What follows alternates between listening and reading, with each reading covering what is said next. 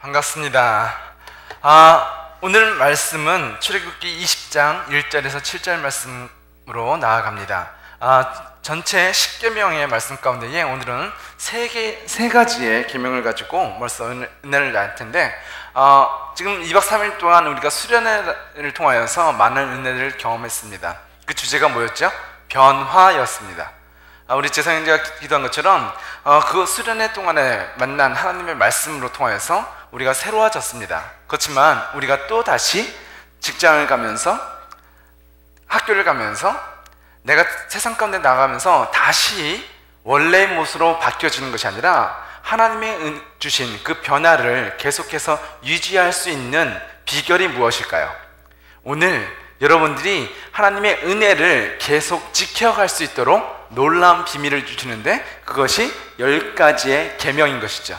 우리 볼륨 좀 맞춰줄래요?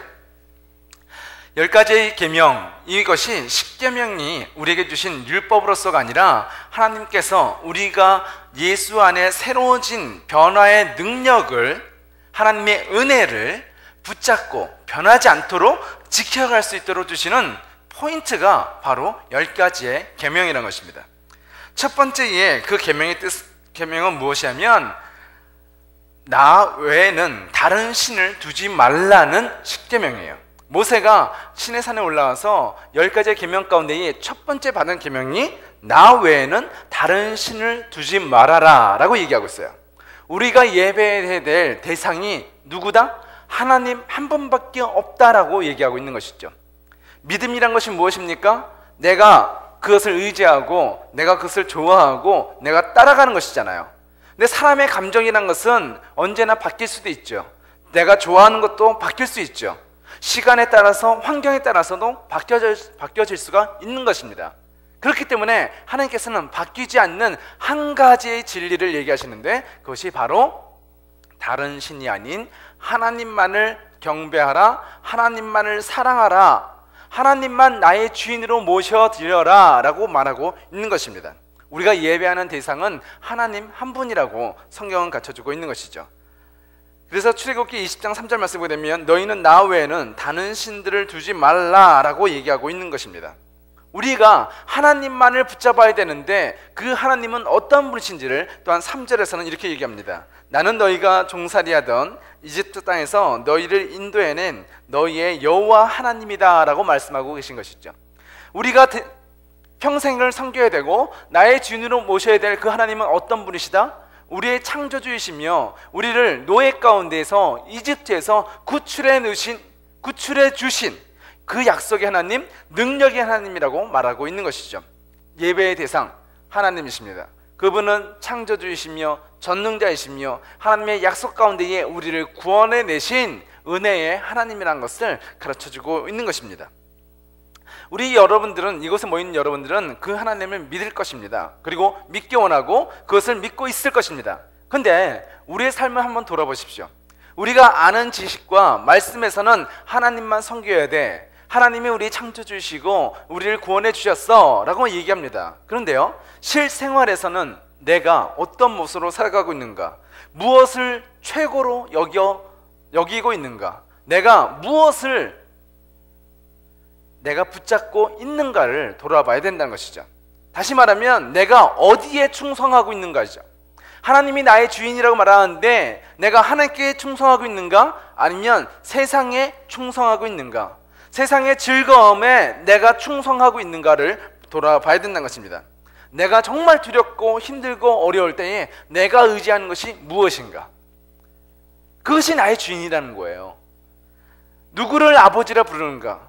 옆집에 가서 아버지라고 부르지는 않잖아요. 그죠? 우리 집에 계신 아버지한테만 아버지라 부르는 것이 마땅한 것이지, 나이가 비슷하니까 정말 우리 아버지랑 좀 비슷하게 닮았으니까 우리 아버지 점이 여기 있는데 이 아저씨도 여기 점이 있으니까 아버지 이렇게 부르는 게 아니잖아요. 아무나 불러서는 되지 않잖아요. 분명한 대상이 있어야 된다는 거죠. 우리 신앙생활 가운데 그렇기 때문에 하나님께서는 이것을 포인트로 딱 찍어주시는 거예요. 너희가 하나님의 은혜로 변화되었느냐? 그렇다면 분명하게 지켜야 될 것이 있는데 하나님만을 섬기라 라고 말하고 있는 것입니다. 그것은 내가 정말 두렵고 힘들 때에도 하나님만을 쫓아가야 되는 것이고, 내가 다른 것에 내 시선을 뺏기지 않는 것을 의미하는 것이고, 내가 정말 충성하는 것이 다른 것이 아니라 하나님께만 충성해야 된다라고 성경이 가르쳐주고 있는 것입니다. 여러분은 어떤 것을 할 때 마음의 위로를 받습니까? 어떤 것을 할 때 행복하십니까? 마약 중독자는요, 무엇을 할 때 행복할까요? 마약을 할 때 행복해요. 내가 무엇에 대하여 행복하는가? 내가 정말 하나님을 만날 때 가장 행복한가? 하나님과 함께 있을 때 가장 행복한가? 예배는 빨리 드리고 나 혼자 놀러 가는 게 가장 행복하다면, 예배는 드리고 내가 해야 될 도리는 다 하고 내가 다른 것에 더 행복하고 있다면 나는 어떤 중독자다? 하나님을 섬기는 것이 아니라 이것을 섬기는 자이고, 하나님을 사랑하는 자가 아니라 세상을 사랑하는 자이고, 하나님을 좋아한다고 얘기하고 하나님은 나의 주인이라고 말하지만 나는 이 세상에 노예된 자의 삶을 살아가고 있다는 것이죠. 성경은 이것을 우리에게 고치라고 얘기하는 것이죠. 너희의 주인이 누구인지를, 내가 예배해야 될 대상이 누구인지를 분명하게 깨닫고 그분만을 섬기라고 성경은 가르쳐주고 있는 것입니다. 두 번째, 내가 하나님을 어떤 분으로 알고 있는가? 세상의 방법으로 아는 것이 아니라 내가 알고 있는 그 하나님을 이제는 어떻게 예배해야 되는 것도 두 번째의 가장 중요한 포인트가 될 수 있습니다. 출애굽기 20장 4절 말씀을 보게 되면 둘째 계명, 10계명 가운데 두 번째 계명을 우리에게 주십니다. 너희는 우상을 만들지 마라 라고 얘기하고 있어요. 하나님의 모양을 만들어서는 안 된다 라고 얘기하고 있는 거예요. 왜냐하면 하나님께서는 이 땅의 피조물 가운데에 정의되어질 분이 아니란 것이죠. 이 땅에 어떤 것도 하나님의 그 거룩한 영광을 다 담을 수 없기에, 흉내낼 수 없기에 하나님의 모습을, 우상을 만들지 말라라고 얘기하고 있는 것입니다. 근데 이 말씀들은 여러분 우상 만들지 않잖아요. 그죠? 내가 이건 하나님이야 라고 만들지 않잖아요. 근데 우리 실생활 가운데에 어떤 모습인지 아세요? 내가 생각하는 하나님이 있어요. 아니, 하나님이라면 이렇게 해야 되지 않아? 아니, 하나님이 나를 사랑한다면서 왜 안 도와주는 거야? 내가 그렇게 기도했는데 왜 응답하여 주지 않는 거야? 라고 얘기해요. 그 말은 뭐죠? 내가 생각하는 하나님은 이렇게 만들어서 이렇게 생겼어야 되고 이렇게 움직여야 되는데 하나님이 다르다는 거예요. 이상하다는 거죠. 실망했다는 거예요. 상처받았다는 거예요. 원망하는 거예요. 왜? 내가 생각하는 하나님이라는 아이돌과 다른 하나님을 보면서 이해가 안 된다는 것이고, 그것에 대해 불만을 갖고 있는 것이고, 내가 원하는 이 모양으로 하나님을 가져오려고 하는 우상 숭배가 여기 있다는 것이죠. 여러분이 흙을 가지고, 나무를 가지고 하나님을 만들었다고 해서 우상 숭배가 아니라 내 마음속에 하나님이 아닌 내 생각으로 이 세상에서 내가 좋아하는 것들로, 죄악들로 하나님이란 또 다른 형상을 만들어갈 때에 성경은 그것을 우상 숭배라고 얘기하고 있는 것이죠. 하나님만큼 귀한 것으로 내가 돈을 사랑한다면 이것이 우상이에요. 하나님만큼 내가 어떤 사람을 사랑한다면 그 사람이 우상인 거예요. 하나님을 정말 존경하고 하나님을 따라가야 될 텐데, 하나님을 행복하게, 하나님과 함께 있는 것이 행복해야 될 텐데, 하나님이 아닌 그 어떤 것이 내 마음속에 있다면, 하나님과 같은 존재로 이 세상을 섬기고 있다면 성경은 그것을 우상이라고 얘기하고 그 우상을 버리라 라고 말하고 있는 것이죠. 하나님의 은혜로 살기를 결단했던 우리가 이제는 과거로 다시 돌아가지 못하도록 성경엔 두 번째 포인트를 딱 찍어주는 거예요. 우상을 버려라. 하나님을 너희의 생각으로 우상으로 만들어서는 안 된다라고 성경은 가르쳐주고 있는 것입니다. 그 우상을 만들 때에 출애굽기 20장 5절은요, 하나님께서는 그 우상을 만든 자에게 징계하신다라고 말씀하고 계신 것입니다. 모세가 40일 동안 시내산에 올라가서 하나님의 이 10가지의 계명을 받아 내려올 동안 이스라엘 백성들은 두려웠습니다. 왜 모세가 내려오지 않는 거지? 저 하늘에서 좀 번개가 치고 불이 임하고 저 산이 진동하는 것이 너무나 두려운 거예요. 그래서 아론을 이렇게 찾아가서 하나님의 형상을 담은 우상을 만들려고 합니다. 그래서 금을 녹여서 송아지를 만들어요. 그리고 이것이 하나님이다 라고 얘기하고 그 하나님께 예배를 드리자면서 춤을 추며 그 송아지를 돌며 제사를 드리는 모습을 드러나게 됩니다. 이스라엘 백성들이 송아지를 왜 만들었죠? 금으로 된 송아지를 왜 만들었죠? 하나님을 믿지 말자! 아니에요. 하나님을 믿자. 어떻게? 금 송아지를 만들어서 이방 사람들이 자신들의 신을 갖고 예배하는 것처럼 우리도 하나님을 이 금송아지라고 만들고 그 금송아지 앞에 제사를 드리고 춤을 추며 찬양하고 노래를 하자라고 얘기하는 거예요. 하나님을 믿자라고 얘기해요. 무엇을 통하여? 우상을 통하여. 하나님을 섬긴다고 송아지를 만드는 것, 이것은 잘못된 방법이라고 얘기하고 있는 것이에요. 예배는요, 하나님 앞에 나아가는 것이지만 그 방법도 두 번째, 이 십계명의 두 번째에 방법도 올바른 방법을 가져야 된다라고 성경은 갖춰주고 있는 것입니다. 하나님을 온전히 알아야 되고 그 하나님 앞에 온전한 예배를 드리는 삶이 우리 속에 필요하다는 것이죠. 그 세 번째, 이제는 예배를 드리는 올바른 자세에 대해서 우리에게 갖춰줍니다. 방법도 중요하지만 예배를 드리고 있는 나의 모습이 어떠한 모습이어야 되는지에 대해서, 예배자의 자세에 대해서 이 십계명의 세 번째 계명으로 우리에게 가르쳐주고 있습니다.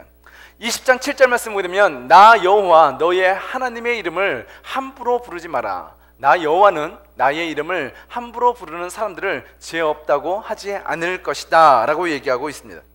하나님의 이름을 함부로 부르지 마라. 하나님을 두려워하라 라고 얘기하고 있는 거예요.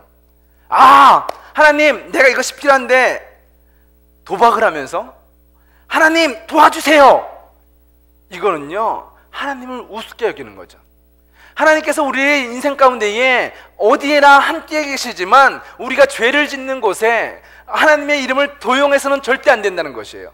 마치 내가 하면서 이건 누가 하는 거다? 하나님, 이걸 하나님의 영광을 위하여 하겠습니다 라고 얘기하는 거예요. 내가 좋아하는 것 하고 내가 하고 싶은 것 하면서 누구 이름으로? 하나님의 이름으로 하는 거예요.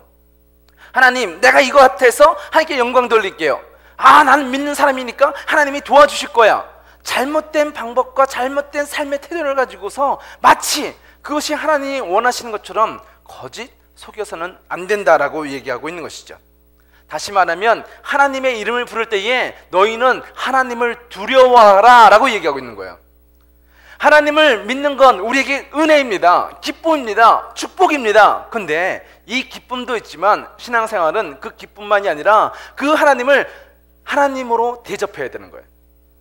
동물을 대할 때에 아, 동물님 이렇게 얘기하지 않잖아요. 아, 귀엽다 쓰다듬기도 하고 먹이도 주기도 하는 것이지 아, 동물님 절하지 않잖아요.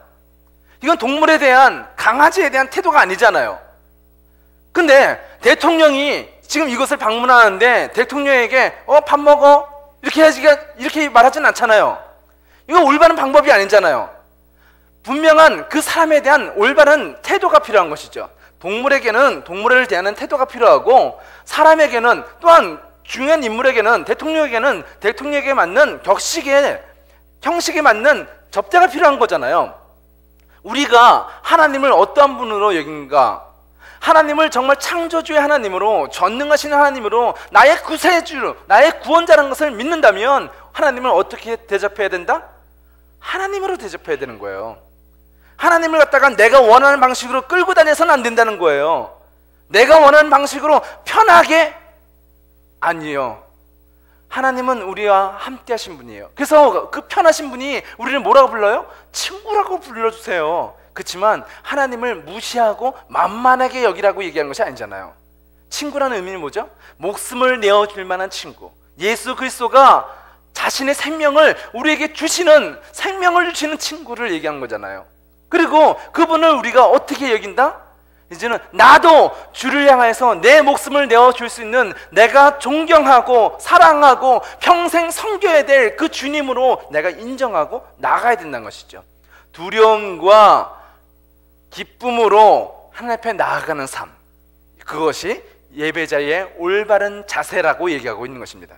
그래서 요한복음은 하나님 앞에 나아가는 자는 어떠한 두 가지의 태도가 있죠? 신령과 진정으로, 성령과 말씀 안에서, 은혜와 사랑 안에서 하나님 앞에 너의 몸을 거룩한 산 제사로 드리라고 얘기하고 있는 것입니다. 예배의 올바른 자세, 그것은 하나님을 온전히 두려워하며 온전히 따라가는 삶을 얘기하고 있는 것이죠. 그것이 십계명의 세 번째 규례의 이유인 것입니다. 예레미야서 35장 8절 말씀을 보게 되면 레갑 족속이 드러나 있습니다. 유다 왕 요시아의 아들 요야김 때에 이스라엘 민족들은 타락을 달리고 있었습니다.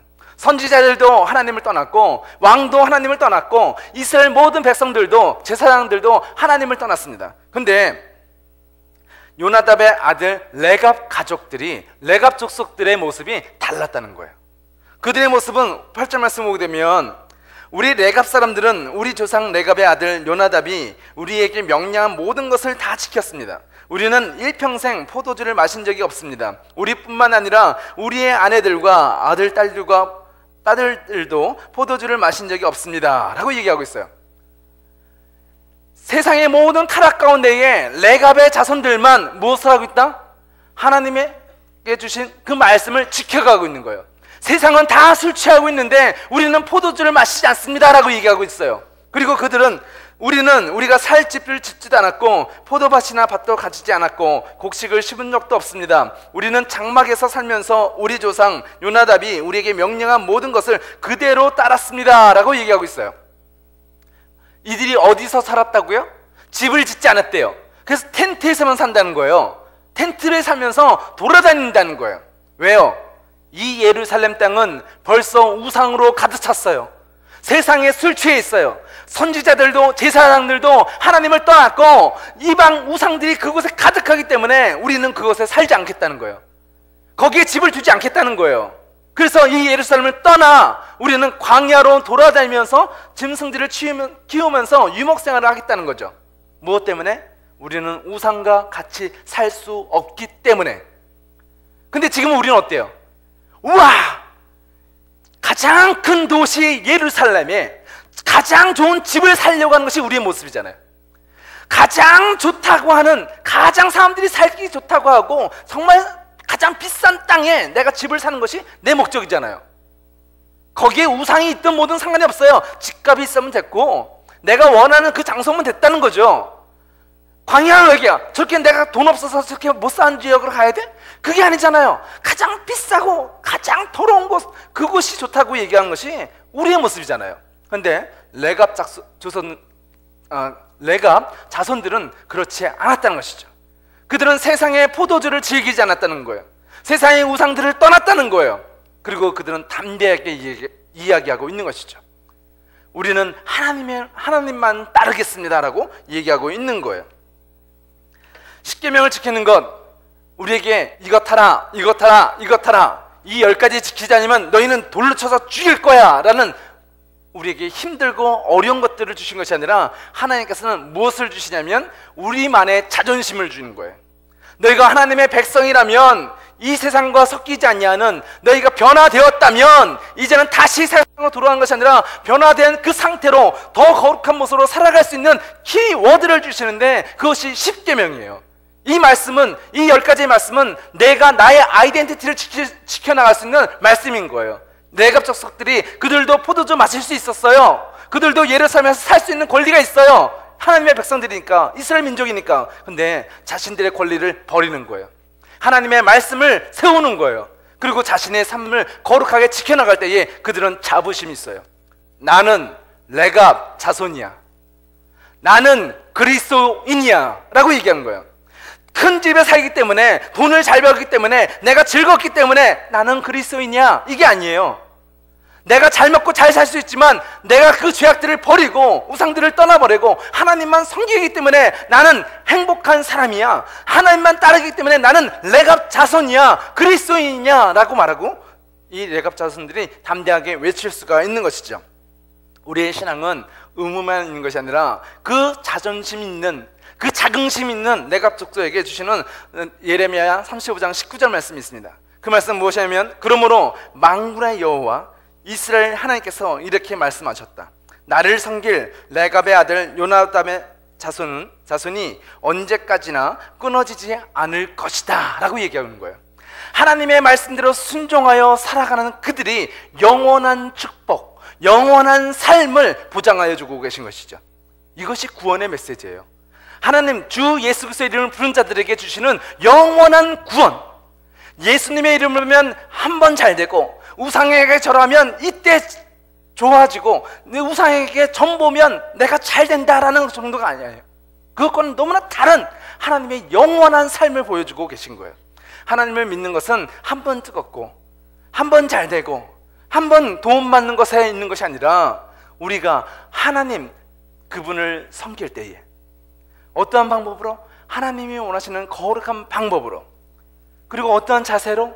하나님만 다하여, 목숨을 다하여 주님만 섬겨 나갈 때에, 주님의 이름을 합당하게 부르며 나아갈 때에 우리는 영원한 하나님의 자녀의 축복을 받게 된다라고 가르쳐 주는 것이 이 십계명의 메시지인 것입니다. 여러분의 삶 속에 여러분은 어떠한 모습으로 예배자의 삶을 살아가고 계십니까? 하나님께서는 참된 예배자를 찾으십니다. 그 예배자로 살 수 있도록 우리에게 올바른 예배의 대상 하나님만을 섬기라고 가르쳐 주십니다. 참된 예배자는 올바른 방법을 가지고 하나님을 섬긴다라고 말씀하십니다. 우상을 만드는 것이 아니라, 내가 생각하는 하나님을 만드는 것이 아니라, 하나님 앞에 내가 엎드려 하나님의 방법으로 살아가는 그 둘째의 계명들을 지키라고 얘기하고 계신 것이죠.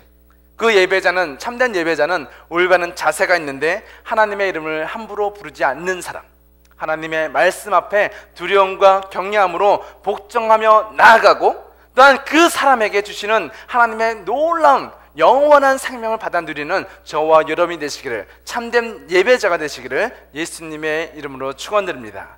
기도하시겠습니다.